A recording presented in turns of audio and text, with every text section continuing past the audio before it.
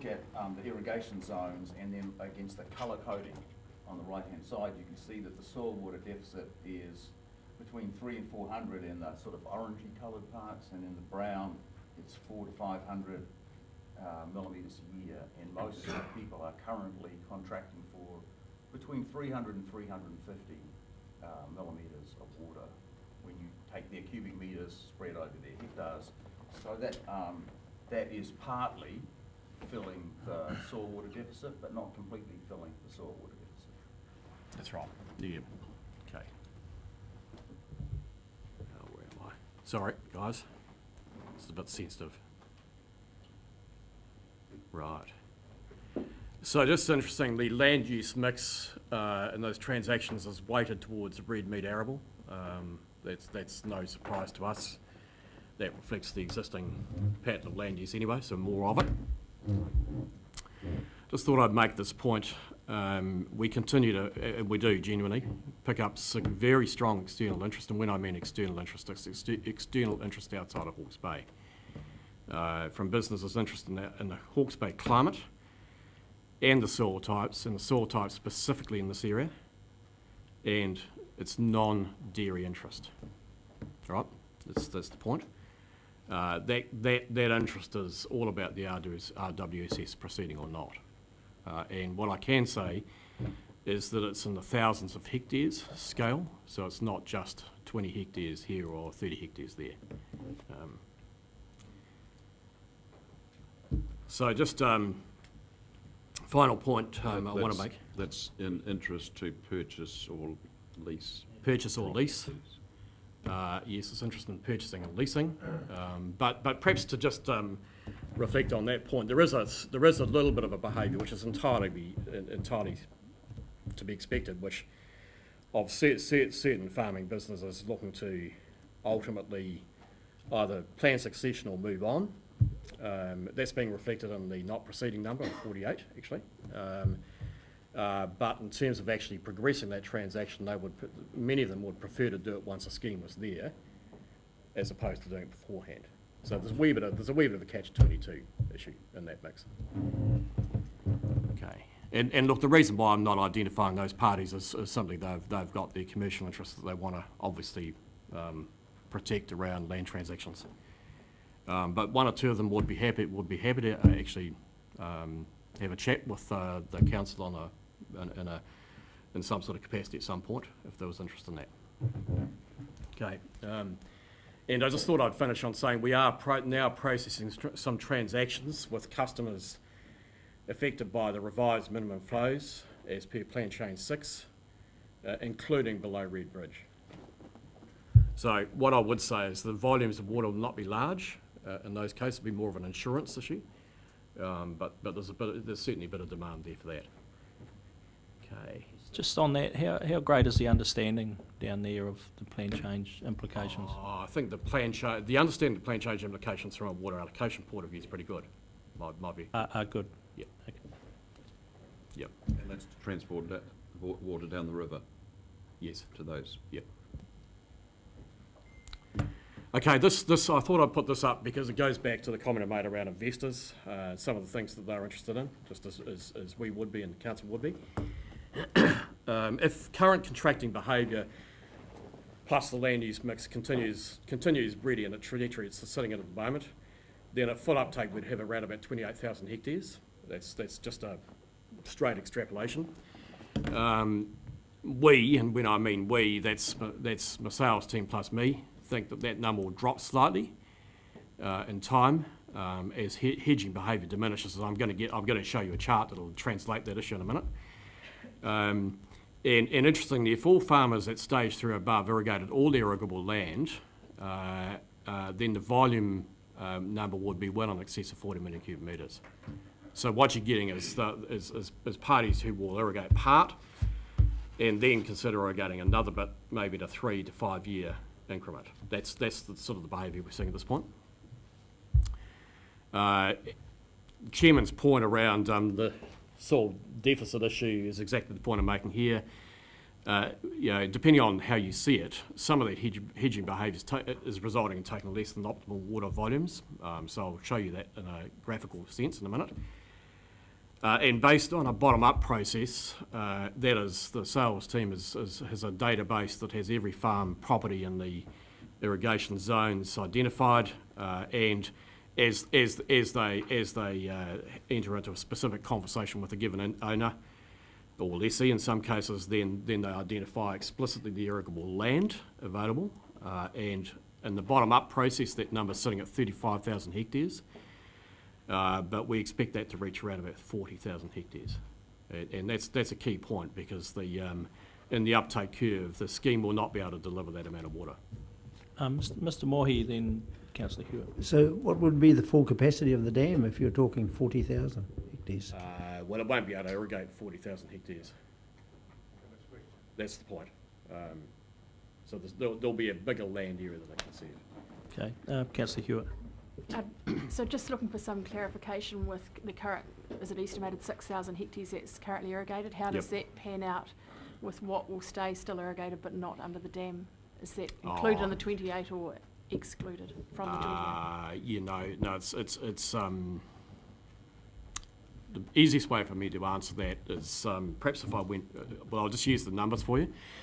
So in the, you'll have seen in that table, I just better make sure I've got this right, that in our 54 million cubic metres of water we've identified in the total pipeline at this point, we have around about 42 that's what we call new water, and bit over 11.5 that's sitting in deep groundwater transfers. Okay, so that 11.5 is quite substantially current irrigation.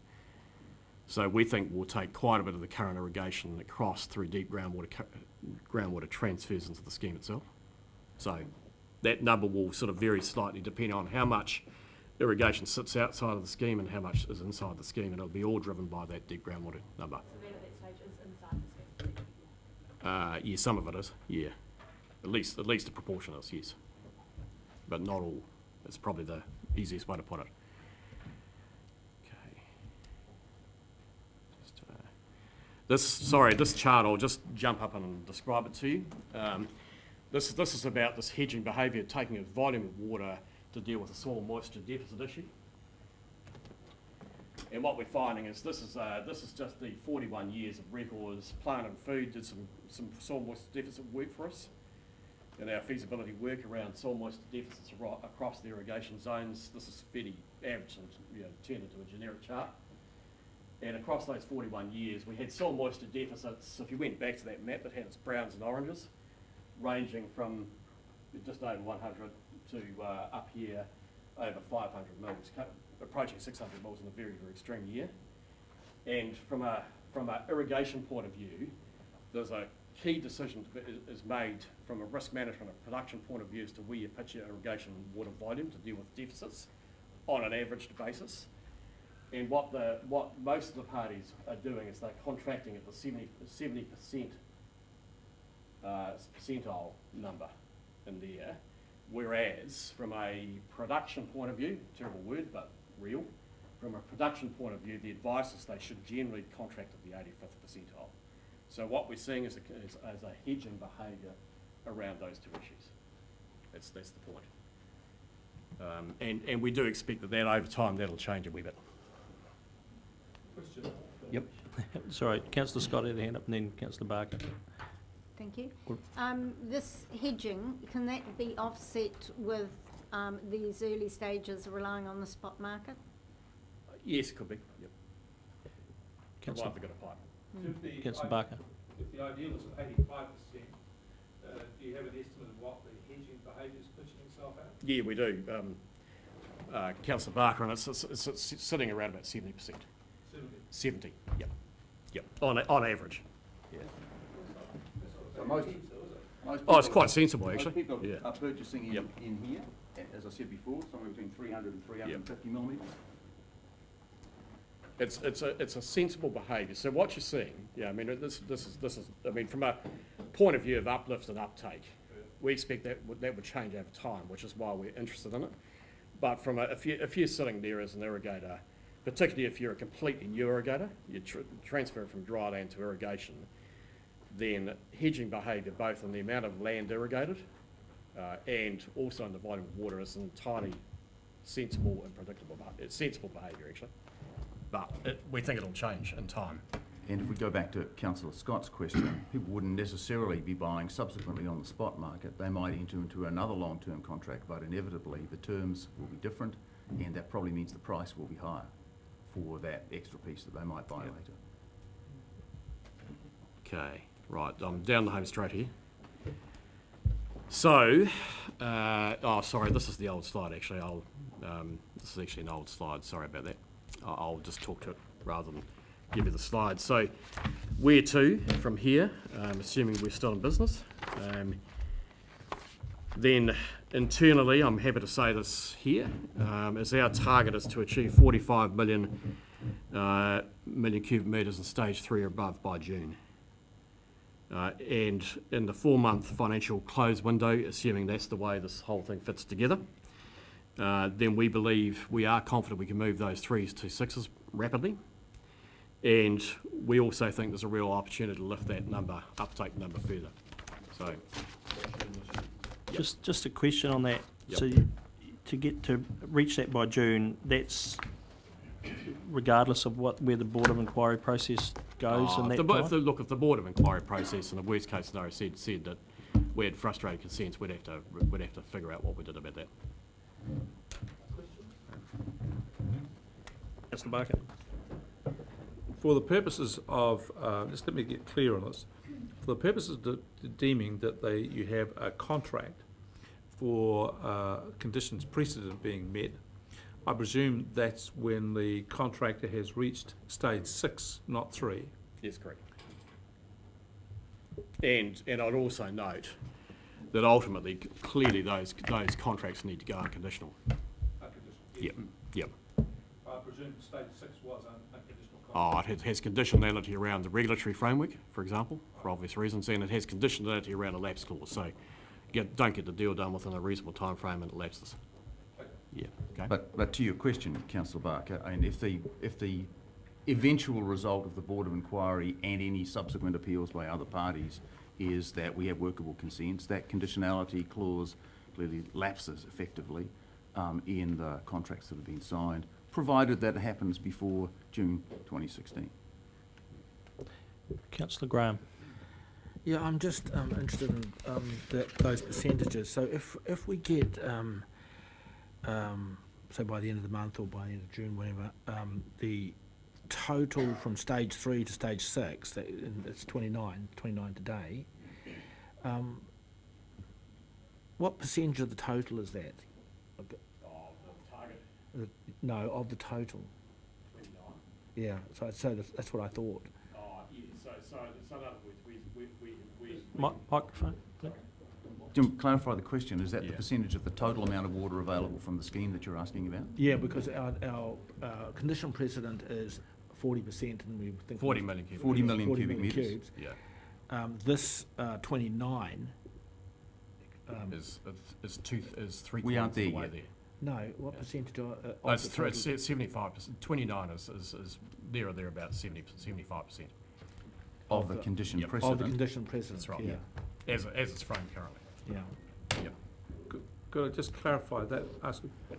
Just my rough understanding is that the total volume available will be roughly 100 million cubic metres. Yep. And therefore 104. 104, and therefore 29% committed is roughly 29, something minus something, so 28.5% of the total volume. Yes, something like Yes, that. right. And we originally forecast the 40 million cubic metres as being essentially 40% of the total. So, yeah, yes, quite right. It's fair to compute that that figure is, the 29 is 29% as well. Near enough. Oh, yeah, it is, yeah. Near enough. Yep. Another question? Yep. Yeah, Councillor Bell. The Deloitte report pointed out that if you use the base, all this discussion of condition precedent being 40 million, I've raised this issue before, the base case that was analyzed was built on 40 million. It also assumed another 13.5 million within the 3-year construction period, which gets you to 53.5. Yep. You've indicated that because of well water, that probably the 40 is more like 46 or 47.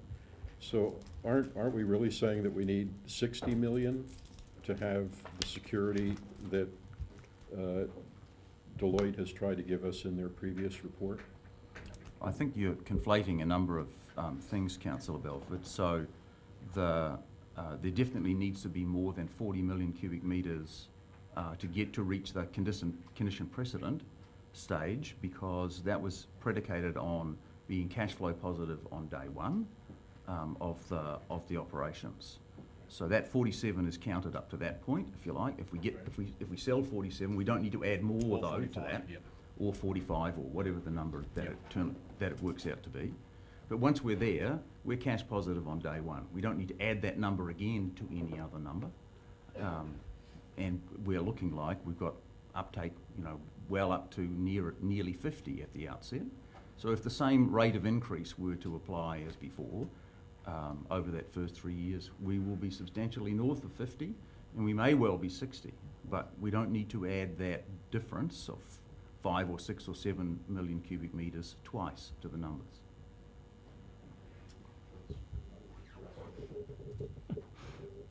Okay. That's it in terms of the update report. So, okay. Further questions, anyone? So we're happy to take questions, obviously, on the update report. The update report as presented here. Yeah, okay. Well, do you wish to add anything verbally to this report, or before we we'll get into the financials shortly, but anything else? Yes, I think more generally, because we haven't really covered it in what Andrew has said, the Board of Inquiry will come out with a draft decision at some point. There's a period of time after that, 10 working days, where people have time to comment.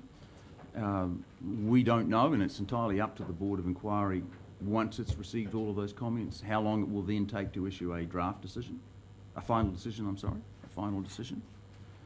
And then after that, whatever date that is, there's another 15 days available for challenge for any party to appeal to the High Court. I think our expectation is that if the final decision were to be favourable to the RWSS, there's a very high probability that there will be another appeal to the High Court. If we look at what's happened over the last 2 or 3 months, where attempts have been made to streamline the process, simplify, seek clarification, they have been opposed. You would think that behaviour tells you something about the likely behaviour post a final decision of the Board of Inquiry, but that obviously is in the hands of other parties. If there were to be a further appeal to the High Court, then that's going to happen presumably sometime in June. Would be the last date when that could be filed. And if we take our experience last year, then a High Court appeal could take 5 months or so to go from being filed to actually being heard and a decision in our hands, which would take us to somewhere like October. And all of those events and decisions are entirely in the hands of other actors. Councillor Barker. I've got 2 questions about risk. The first is that I heard a news report that Forest and Bird have got issues about the conservation area that's being taken. What, in your estimation, is the risk that poses to the construction of the dam? My second question is, politics never stays where it is. It's always moving. I notice there's a smile at the other end of the table. So having thought about that, we have a current political environment. What is the assessment of HBRIC of any potential changes in the political environment, either local or at the national level, in changes of policies which may impact adversely on the project? We've concentrated on the legal one, which is relatively easy to discuss, but I think there are 2 others, risks that you haven't identified and haven't explained what your analysis of them is, and what your mitigation strategies are for both of them. The question regarding the land transaction, it's in a process. In very simple terms, there's 22 hectares, which is essentially in the riverbed of the reservoir footprint.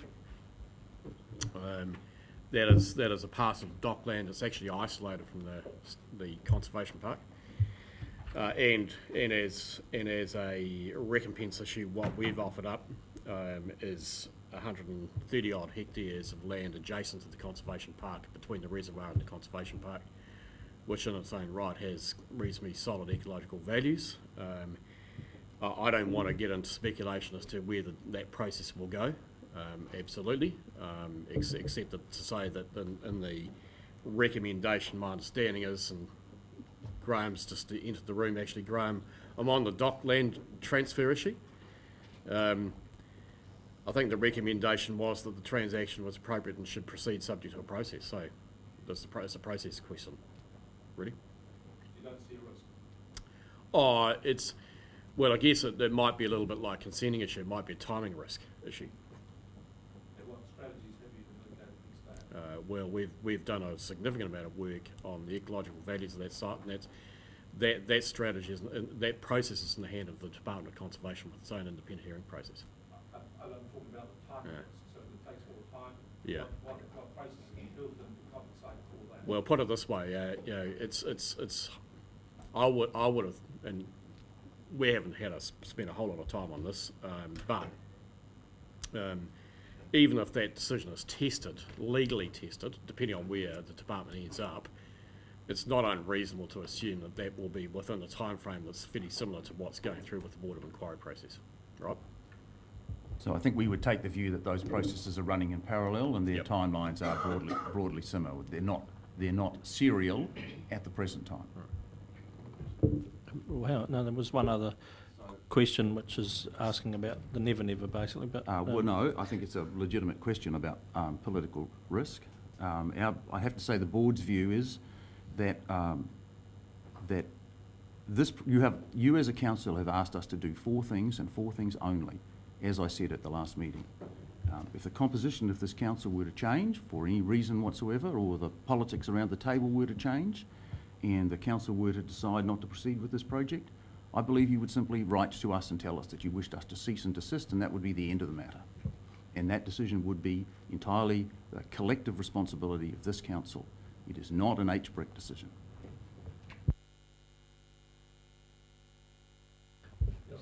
Pretty succinct. Councillor Belford.